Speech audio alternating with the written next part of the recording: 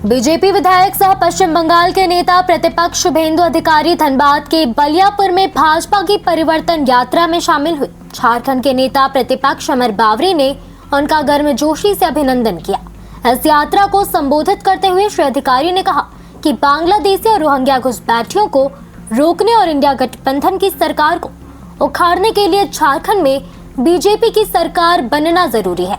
शुभेंदु अधिकारी का दावा है कि यहाँ बीजेपी के पक्ष में माहौल है। कुछ वर्ष पहले पश्चिम बंगाल के 3 जिलों में हिंदुओं की संख्या कम थी, लेकिन अब 9 जिलों में हिंदुओं की संख्या काफी घट गई है और अल्पसंख्यकों की संख्या काफी बढ़ती जा रही है। यही हाल झारखंड के संथाल परगना के कई जिलों में देखा जा रहा है। झारखंड और पश्चिम बंगाल में इंडिया गठबंधन की सरकार है, जिसे अगले विधानसभा में हर हाल में उखाड़ कर फेंकना जरूरी है। बांग्लादेशी और रोहिंग्या को बाहर करने के लिए झारखंड और पश्चिम बंगाल में भाजपा की सरकार बनाना बहुत जरूरी है। दोनों देश के लिए खतरा है। मौके पर झारखंड के नेता प्रतिपक्ष अमर बावरी समेत कई नेता कार्यकर्ता और भारी संख्या में स्थानीय लोग मौजूद रहे। हमारी इस क्षेत्रों से जिन्होंने झारखंड में इस बार परिवर्तन लाने के लिए काम कर रहा है, मेरा कलीग अमर कुमार बावरी जी, जो पुरुलिया से सटे हुए चंदन के कैरी असेंबली से एक पॉपुलर एमएलए के रूप में भी काम कर रहा है, उनको मैं धन्यवाद, स्वागत और आभार प्रकट करता हूं। भरत यादव जी है, पवन साहू जी है, हमारी देवाशीष पोद्दार जी है और खास करके दीदी तारा देवी जी भी है। मैं सबको धन्यवाद देता हूं। ये धरती विनोद महातो जी का धरती है। मैं विनोद महातो जी का उनको प्रणाम निवेदन करता हूं। साथ साथ हमारी यहाँ का लोकप्रिय एमएलए जी इंद्रजीत महातो जी, उनका कुशल प्रार्थना करता हूं, कुशल मंगल। इंद्रजीत महातो जी पिछले 3 साल से बीमार है, उनका इलाज चल रहा है।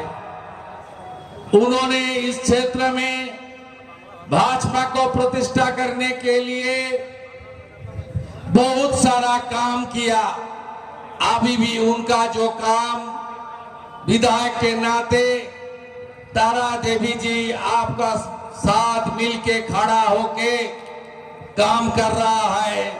मैं इंद्रजीत महातो जी का कुशल मंगल प्रार्थना करता हूं। पश्चिम बंगाल विधानसभा में मेरा कलीग डॉक्टर अजय पोद्दार, जिन्होंने सटे हुए विधानसभा क्षेत्र है, कुल्टी के एमएलए जी है, हमारा आसनसोल का एक्स मेयर, एक्स एमएलए, हमारी पांडेवसर का भारतीय जनता पार्टी की पश्चिम बंगाल प्रदेश का जाने माने नेता जितेंद्र तिवारी जी भी है। मैं उनको भी स्वागत करता हूं। मेरा पहले घनश्याम जी से लेकर हमारी नेता प्रतिपक्ष झारखंड सब बात बता दिया। इस बार झारखंड का जो लड़ाई, ये लड़ाई में यहाँ डबल इंजन का सरकार, राष्ट्रवादी सरकार, जो भारतीय संस्कृति, जो हमारी जनजाति मूलवासी का संस्कृति, जो हमारी कुड़मी समाज का संस्कृति, जो हमारी सनातन का संस्कृति रक्षा करेगा, उसको लाना चाहिए।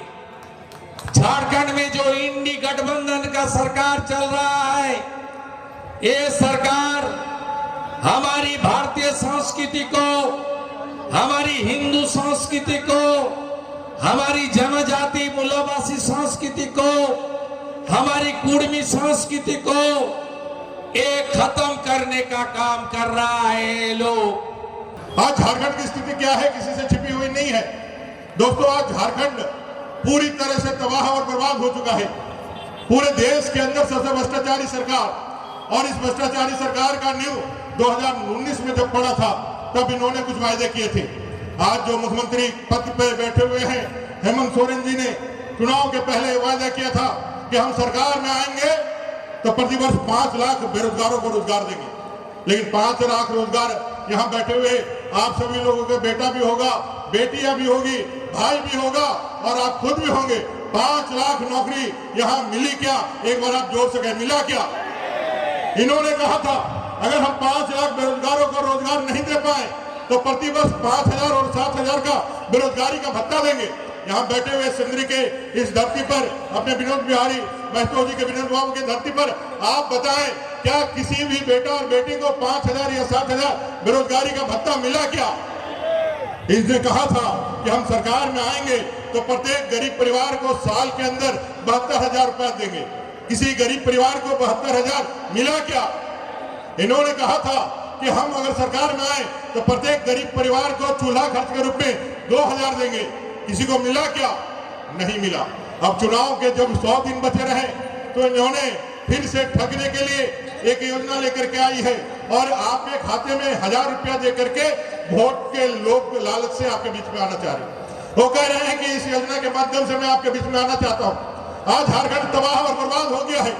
युवाओं के वादा खिलाफी के कारण युवा अपने भविष्य को लेकर के रो रहे हैं। जितनी परीक्षाएं थी वो परीक्षाओं में भ्रष्टाचार सिद्ध हो चुका है।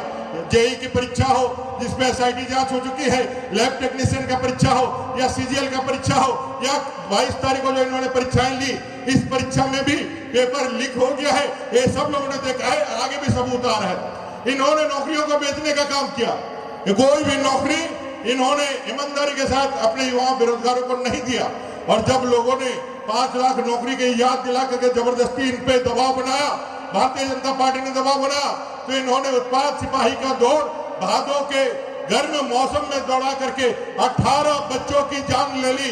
एक दुनिया के अंदर कोई ऐसा नौकरी का दौड़ नहीं हुआ होगा जहां पर लोग बच्चे दौड़ करके मृत्यु को प्राप्त करें, लेकिन झारखंड के अंदर 18 उत्पाद सिपाही हमारे युवा मृत्यु को प्राप्त कर गए, क्योंकि इस सरकार ने गलत तरीके से उनको दौड़ाने का काम किया, उनका जीवन लेने का काम किया।